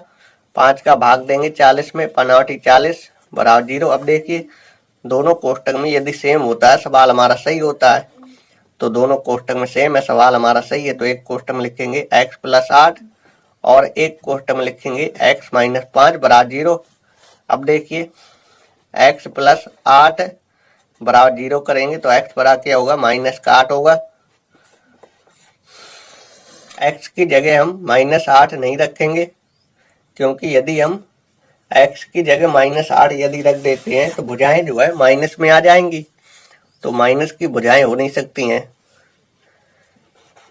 तो देखिए x - 5 बराबर 0 करेंगे तो x बराबर क्या होगा 5 होगा। तो x का ये 5 जो आया है ये मान लिया जाएगा। तो देखिए आधार क्या है x + 2 है, तो x की जगह हमें क्या रखना है 5 + 2। तो देखिए 5 + 2 क्या होगा 7 सेंटीमीटर होगा, 7 सेंटीमीटर। और लंब क्या है 4x + 1 है, x का मान 5 + 1। तो देखिए 5 × 6, 6 × 4, 6 × 4 = 24 सेंटीमीटर आएगा। तो देखिए हमें जो है इस त्रिभुज की दो भुजाएं पता है, हमें तीसरी भुजा निकालना है। तो देखो हम क्या करेंगे, हम जो है पाइथागोरस प्रमेय लगा देंगे तो तीसरी भुजा निकल आएगी। तो देखिए लिखेंगे समकोण त्रिभुज ABC में समकोण त्रिभुज ABC में, तो हमें पाइथागोरस प्रमेय लगाना है। तो देखिए पाइथागोरस प्रमेय क्या होती है, पाइथागोरस प्रमेय होती है कर्ण का स्क्वायर। तो समकोण के सामने वाली भुजा क्या होती है कर्ण होती है। तो क्या करेंगे AC का स्क्वायर, कर्ण का स्क्वायर और लंब का स्क्वायर, लंब होती है AB के स्क्वायर, आधार क्या आधार BC है तो BC का स्क्वायर कर देंगे। अब देखिए AC स्क्वायर ये तो हमें निकालना है, AB स्क्वायर, AB ये है, AB ये है, ये क्या है 4x + 1 है। तो देखिए लंब क्या है 24 है तो 24 का स्क्वायर कर देंगे प्लस BC स्क्वायर। तो BC है आधार का मान क्या है 7 है तो 7 का स्क्वायर कर देंगे। अब देखिए AC स्क्वायर बराबर 24 का वर्ग होता है 576 प्लस 7 का वर्ग होता है 49।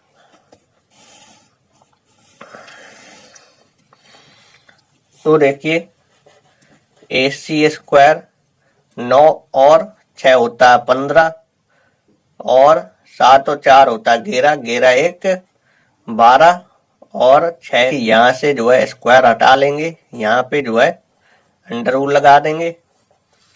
तो देखिए 625 की संख्या का वर्ग होता है 625 होता है 25 का वर्ग। तो देखिए ये जो है AC क्या है, AC जो है कर्ण वाली भुजा है। तो देखिए कर्ण का मान आया 25 सेंटीमीटर। हमें त्रिभुज की तीनों भुजाएं निकालनी थी तो हमने त्रिभुज की तीनों भुजाएं निकाल ली। कर्ण का मान आया 25 सेंटीमीटर, आधार का मान आया 7 सेंटीमीटर और लंब का मान आया 24 सेंटीमीटर। अब आपको 7वें का ख नंबर का सवाल देखना है। ये जो 7वें का ख नंबर का सवाल है ये जो है पेपर में कई बार पूछा गया है, तो आपको जो है इस सवाल को अच्छे से देखना है। तो देखिए इस सवाल में लिखा है दो समरूप त्रिभुजों के क्षेत्रफल में अनुपात, दो समरूप त्रिभुजों के क्षेत्रफल में अनुपात उनकी संगत भुजाओं के अनुपात के वर्ग के बराबर होता है, ये हमें सिद्ध करना है।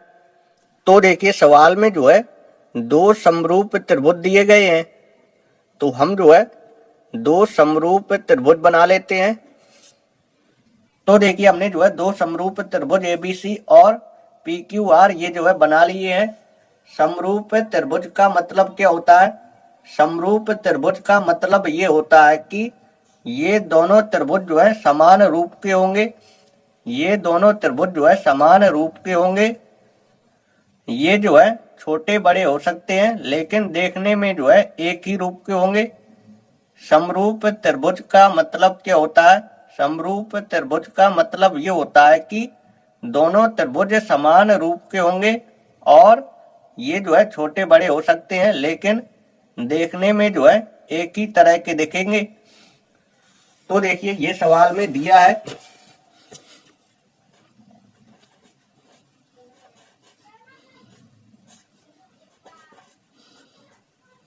सवाल में जो है दो समरूप त्रिभुज दिए हैं, तो देखिए हम लिख लेंगे। दिया है एबीसी समरूप त्रिभुज पीक्यूआर,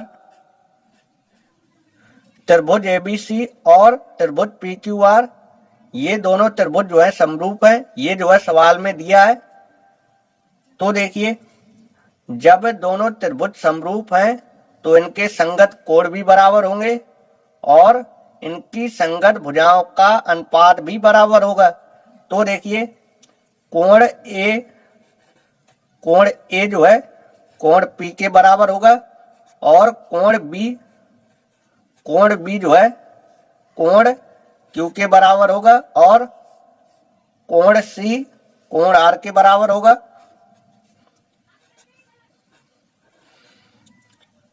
क्योंकि ये दोनों त्रिभुज जो है समरूप है। जब दोनों त्रिभुज समरूप हैं तो इनके संगत कोण बराबर होंगे और इनकी संगत भुजाओं का अनुपात भी बराबर होगा। तो देखिए AB बटे PQ बराबर BC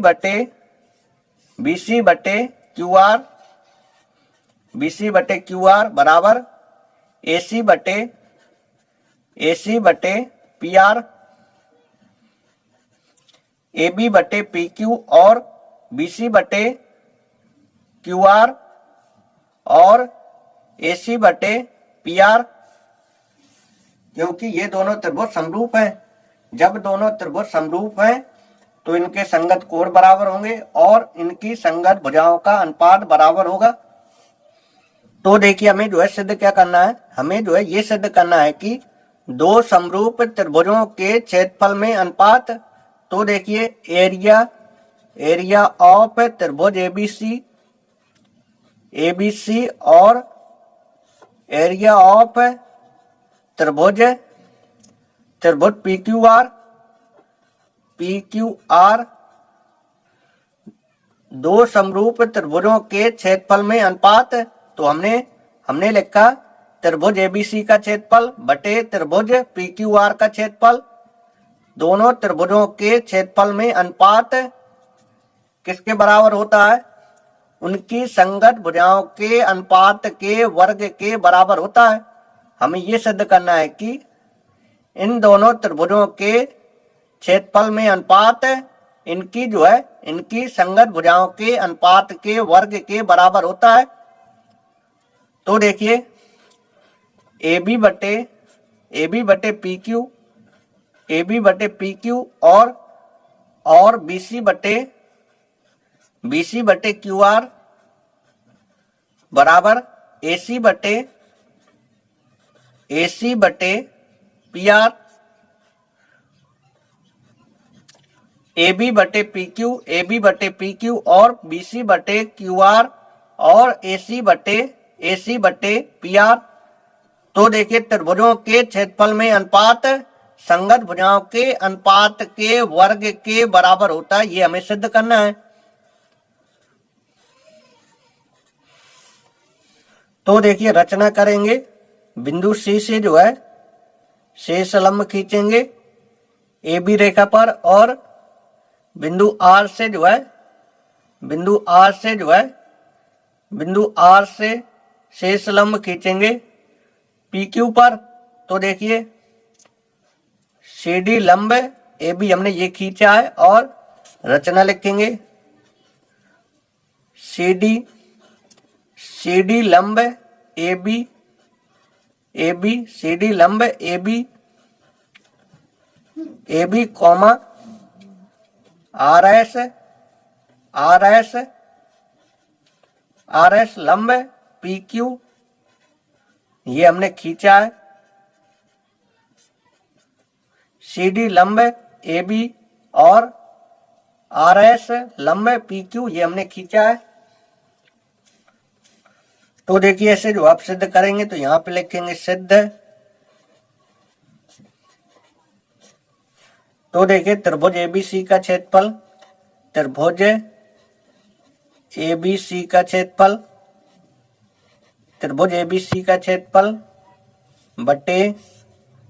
त्रिभुज पी क्यू आर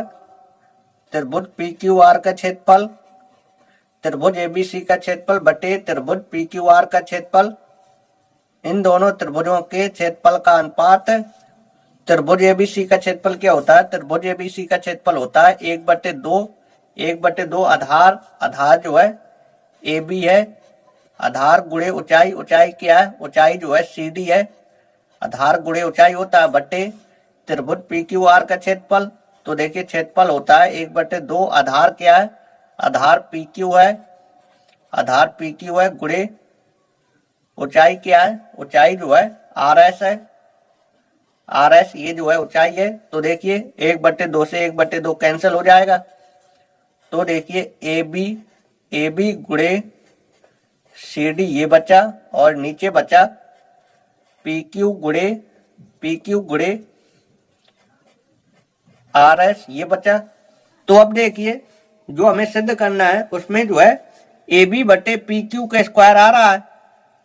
तो देखिए यदि सी डी बटे आर एस की जगह यदि ए बी बटे यदि पी क्यू यदि होगा, इसकी जगह यदि ए बी बटे यदि पी क्यू होगा तो देखिए ए बी गुणे ए बी हो जाएगा तो ए बी स्क्वायर आएगा और पी क्यू गुणे पी क्यू हो जाएगा तो पी क्यू स्क्वायर आ जाएगा। यदि सी डी बटे आर एस की जगह यदि ए बी बटे यदि पी क्यू यदि होगा तो ए बी स्क्वायर बटे पी क्यू स्क्वायर ये आ जाएगा और ये जो है इसके बराबर है और ये जो है इसके बराबर है। यदि इन संगत भुजाओं का अनुपात का यदि वर्ग आ जाता है तो ये जो है इसके बराबर है, ये जो है इसके बराबर है। तो यदि इन संगत भुजाओं का अनुपात का वर्ग आ जाता है तो इन संगत भुजाओं के अनुपात के वर्ग के बराबर हो जाएगा। यही हमें सिद्ध करना है। तो देखिए हमारा मेन काम क्या है? हमारा मेन काम ये है कि सी डी बटे आर एस की जगह क्या किया जाए?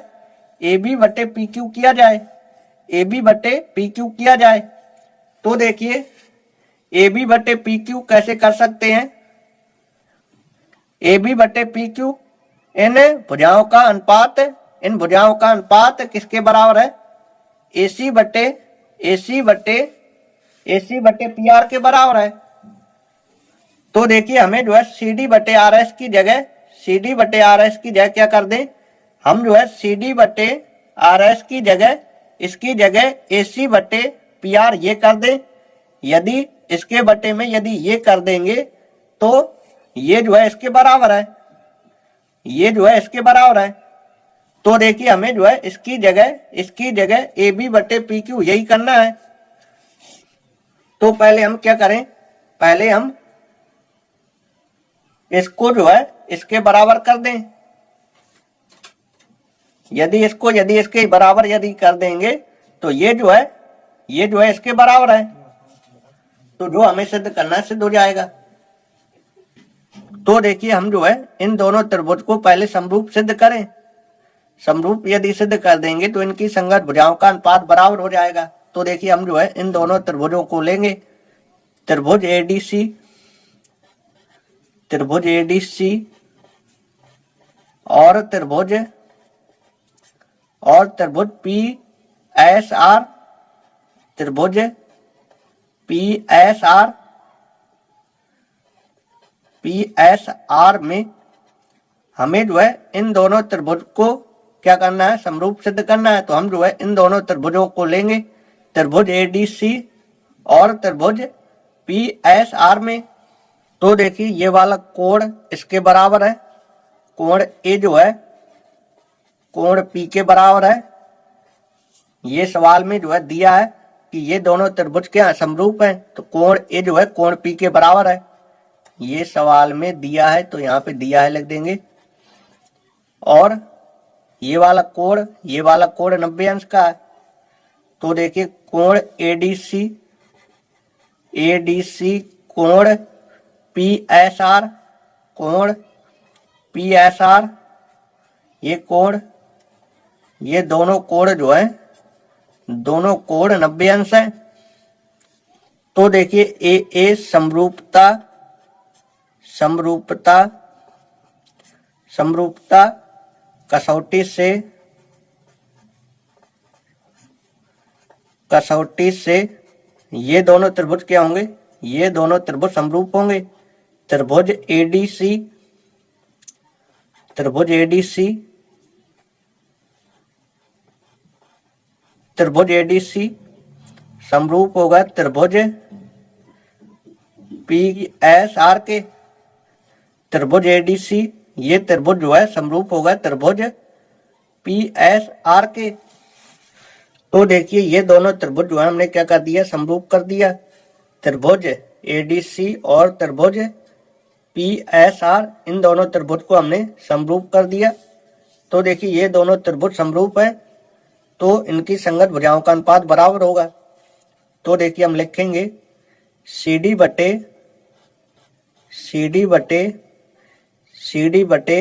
आर एस और ए सी बटे पी आर बराबर एडी बटे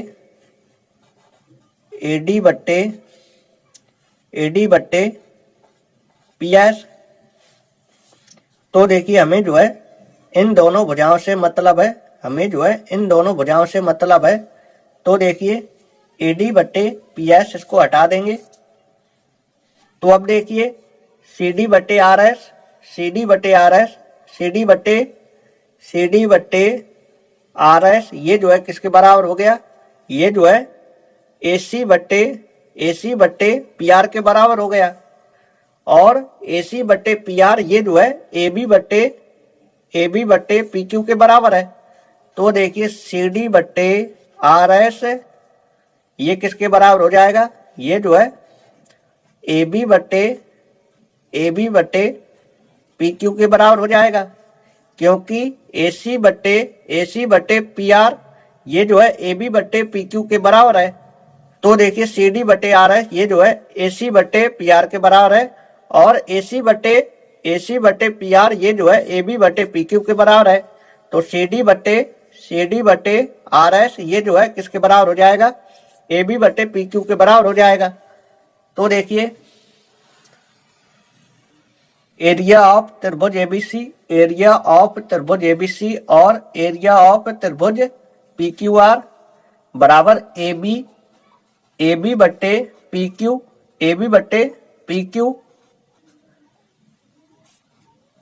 गुणे सी डी किसके बराबर है, सी डी ए बी के बराबर है तो ए बी लिख देंगे, गुणे आर एस किसके बराबर है, आर एस पी क्यू के बराबर है तो पी क्यू लिख देंगे। अब देखिए ए बी गुणे ए बी तो ए बी स्क्वायर आएगा, पी क्यू गुणे पी क्यू तो पी क्यू स्क्वायर आएगा।